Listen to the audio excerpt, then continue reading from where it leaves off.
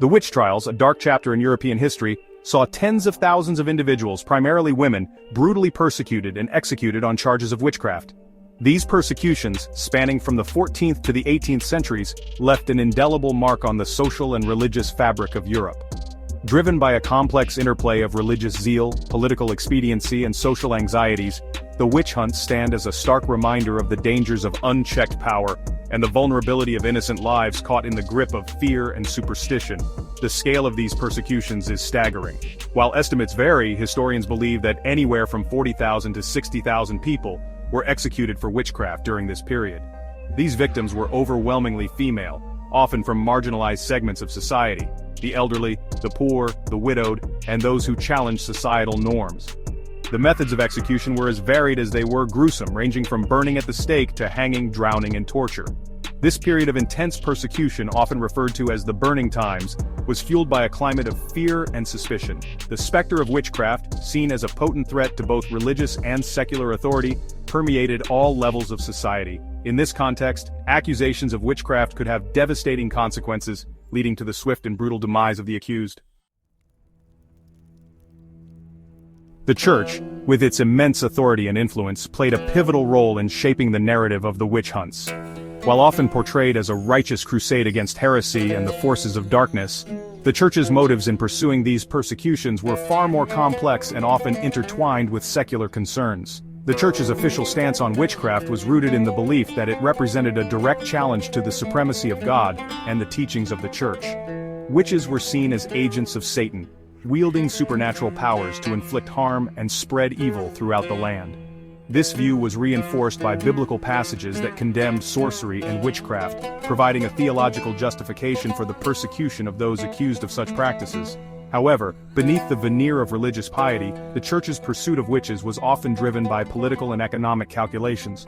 The Church, as a major landowner and political force in Europe, had a vested interest in maintaining its power and influence. Accusations of witchcraft provided a convenient tool for silencing dissent, consolidating control, and eliminating rivals. By branding individuals or groups as heretics and enemies of God, the Church could justify their persecution and seizure of assets, further bolstering its own wealth and authority. The Church's persecution of witches found its theological justification in biblical passages that condemned sorcery and witchcraft. These passages, often taken out of context, were used to demonize individuals accused of witchcraft and to legitimize their persecution. One such passage, Exodus 22:18, states, "Thou shalt not suffer a witch to live," which became a rallying cry for those who sought to eradicate witchcraft from Christian society.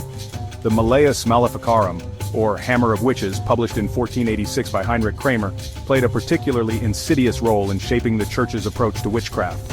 This treatise, which purported to be a comprehensive guide to identifying, interrogating, and punishing witches, became the de facto handbook for witch hunters across Europe. The Malleus Maleficarum reinforced existing prejudices against women, portraying them as inherently susceptible to the temptations of the devil and more likely to engage in witchcraft. It also advocated for the use of torture to extract confessions, further contributing to the brutal and unjust nature of the witch trials. While often portrayed as a monolithic entity, early modern European society was riven by tensions and conflicts that found expression in accusations of witchcraft. Individuals who challenged societal norms, particularly women who defied patriarchal expectations, were often targeted as witches.